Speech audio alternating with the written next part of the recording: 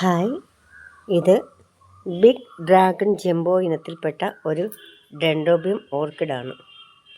വലിയ പൂക്കൾ പിടിക്കുന്ന ഒരു ചെടിയാണിത്.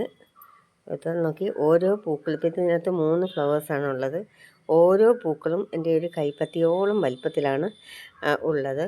ഇത് ഇപ്പോൾ പിങ്കും വൈറ്റും വയലറ്റും ഒക്കെ കൂടെ കലർന്ന ഇതളുകളാണ്. ഈ ഇതളുകളൊന്ന് പഴകുമ്പോൾ ഈ ഡാർക്ക് കളറിലെ വയലറ്റ് കളറുണ്ടല്ലോ, അതങ്ങ് ലൈറ്റ് പിങ്കായിട്ട് മാറും.